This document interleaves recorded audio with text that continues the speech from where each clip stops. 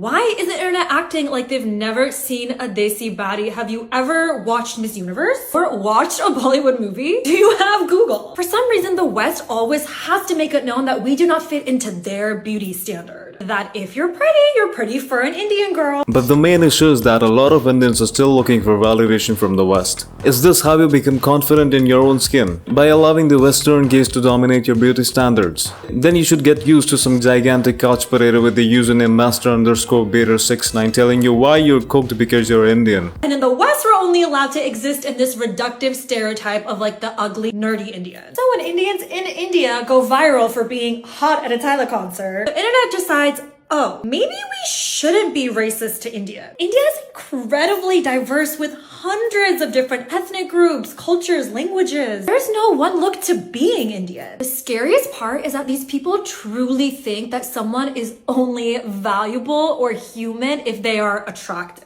It's not about being valuable only when you're attractive. In fact, it's the opposite now in the West. It is about Indians being attractive. For them, Indians can be the smartest people alive, but never attractive. Indians can be their gods, literally, but not attractive. Well, this narrative has been shaped by the media and the fashion industry. I mean, look at Hollywood.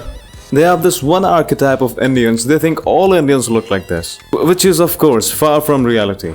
They think Northeast Indians, North Indians, Central Indians, West Indians, South Indians all look the same. Then they see a random Indian on the internet and say, "Whoa, you don't look Indian." As if they're disappointed that you don't look like those Indian memes. It's like saying all Americans look like this, all Chinese look like this. Does India smell?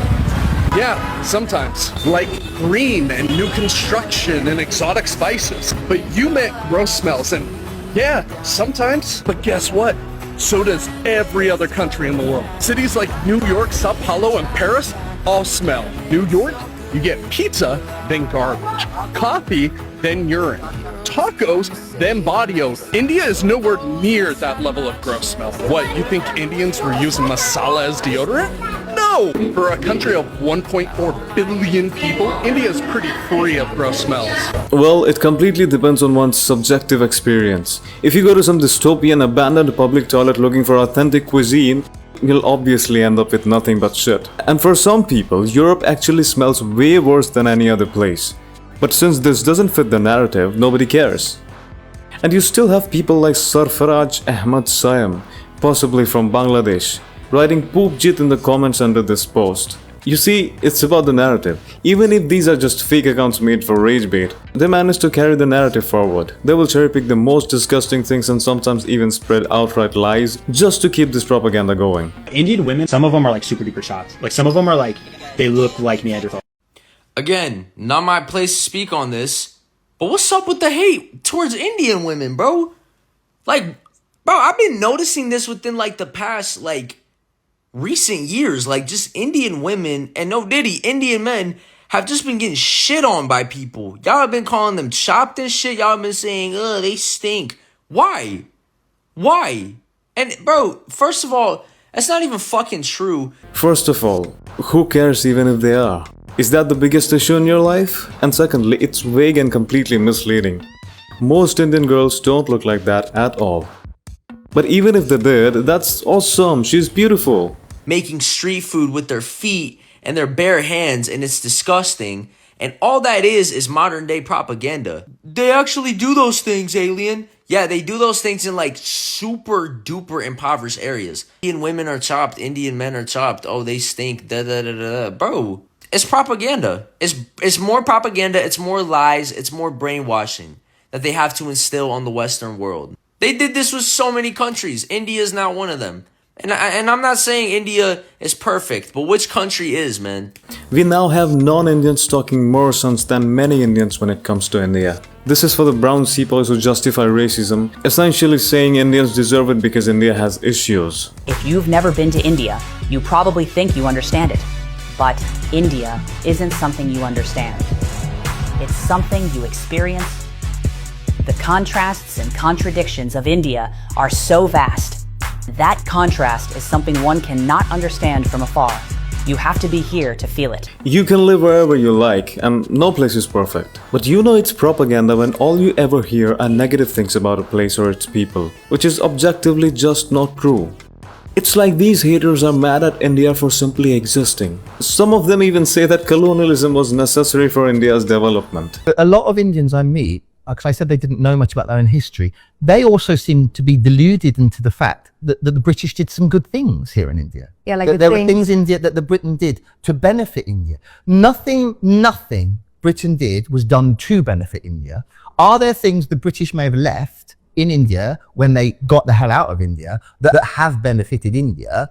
Well, yeah, I mean, there were railways. So we'll go on about the railways. Railways that Indians had to pay for. Railways that the Indian labour had to actually build, probably being paid virtually nothing. And who benefited the shareholders? Where were the shareholders? In their rich big houses in London. That's where they were.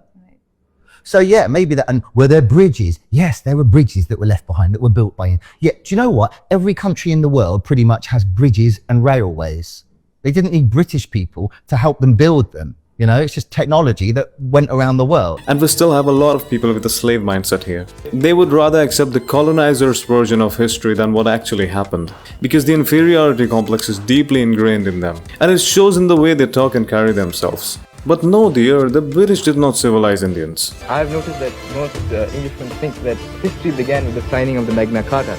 It might be of some interest to you to know that history began some 3,000 years before that in the river valleys of the Indus, when your savage Anglo-Saxons were still running about dressed in skins. It might interest you now in turn to know that democracy is not your gift alone to the world. In my country, I think we had the ideals of democracy long before they were ever thought of in your little island. When did you have the idea of democracy? We had the ideals of democracy. We had the village councils, what we call the village panchayats, where the elected elders of the village managed the village as an administrative unit. That was done as far back 3,500 years before Christ. But I came over here thinking that always our colonial policy had been right.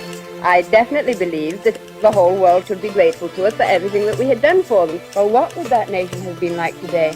Would it have managed to progress itself? Or would it be just another nation which would have been taken in under the communist wing? I'm sure that democracy could have evolved on its own. Not necessarily, not injected by you into our veins. We do not require that injection. Any person with a healthy, rational mind knows that every civilization goes through its ups and downs. India, once the greatest civilization, will be great again. But they don't want to have that conversation with you. You talk trash about India, they talk double the trash. You give them one reason why India will be great again. They'll give you 1,000 reasons why it won't. As if they want it to fail. When you interact with these people regularly and constantly consume hateful memes about India, your perception shifts and you start harboring irrational hate for an entire community. Hello, sir. I am Sanjay Gutpa. I am transracial Indian. Sir. I just want to say thank you for everything you're doing for the Indian community. We need 10,000 more H-1Bs. To stand in solidarity with the Indian community, I've stopped using the city garbage service and I've started throwing my trash outside and pooping everywhere. I mean, it doesn't even need to be said. The truth is that Indians are among the most successful diaspora in the US and many other countries. And that just gives people more and more reasons to hate on them. How can people from the so-called third world be more successful than me? It's the same mentality behind brands that steal fashion, jewelry, medicine and yoga and then rebrand them as something else. How can India of all places produce such incredible things? Look at what Gracie Abrams is wearing. Oh yeah, let me tell you about this outfit. So that actually is a daring two-piece suit and that scarf. I mean, girl. No, that's a lehenga. It's an Indian outfit. Kareena Kapoor wore that like 25 years ago in K3G. Oh wait, Michael B. Jordan. Man, he looks good in that. What's that? Exotic tuxedo? That's a Jodhpuri Bandh Gala. We've been wearing that since 16th century. Oh my God, Bella Hadid. Man, she looks great in that Scandinavian scarf. It's Prada, I think. That's a dupatta. You get that everywhere in Bombay on roadside, street side. Okay. You need to relax because you're saying that everything Prada makes is copied from Indian No, clothing? I'm not saying that. Well, okay. So what about this sandal? It's open-toed. That's a Kolhapuri. All I can say is, these people need a history lesson.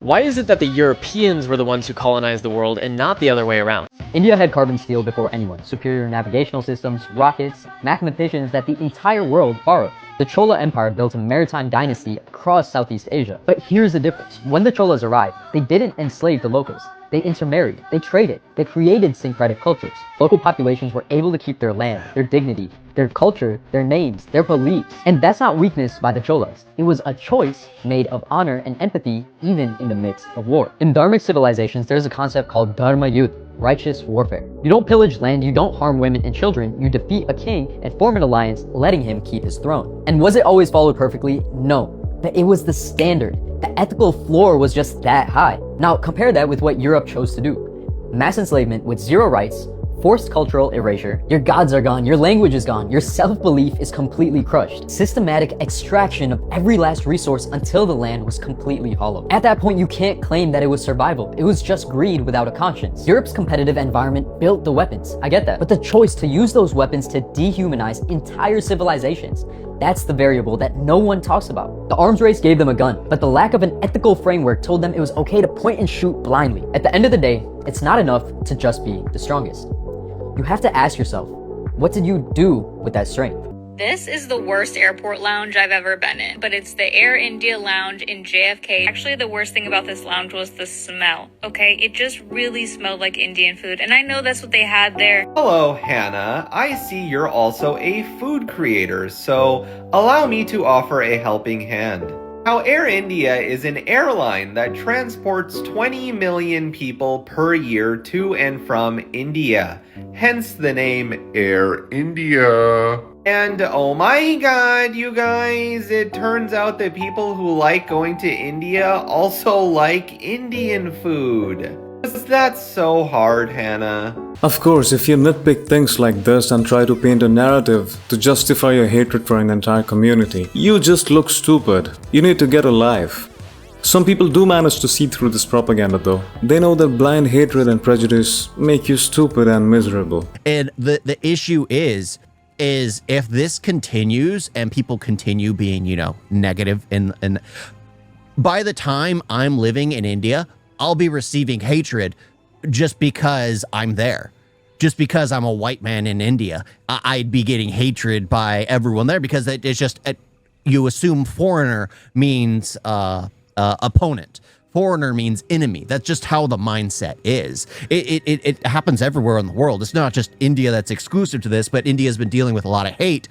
All of that stuff is running way too quickly that now everyone's targeting India, and now India's getting on the defensive, and now innocent bystanders are going to get caught in crossfire. Exactly, and that's why you need to stop taking opinions from haters with malicious intent. They do it because they thrive on negativity and hatred, and mainly because it's part of their agenda. But the average innocent person gets caught in the crossfire. I mean, it should be obvious that irrationally hating anything is just plain stupid. Go do something with your little life. 1,600. Can you do 1,000? No, sir. You can't do 1,000?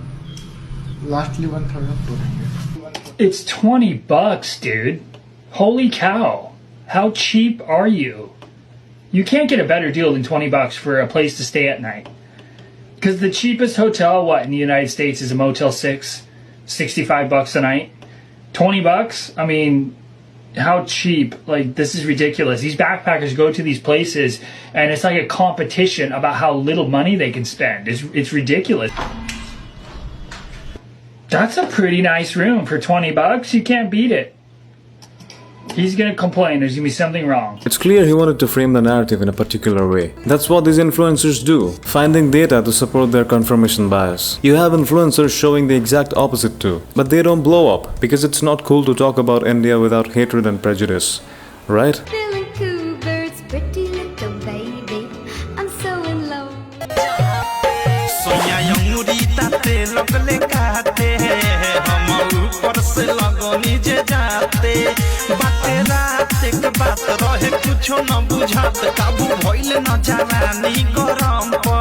But at the end of the day, it all comes down to your individual experience. You'll meet some really smart Indians, some really dumb ones, bad ones, good ones, just like every other community on earth. Indians come in all shapes and sizes.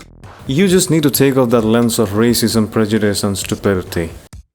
This is the minimum requirement for your table. Tablespoon, table fork, table knife, bouillon soup big, dessert spoon, dessert fork, dessert knife.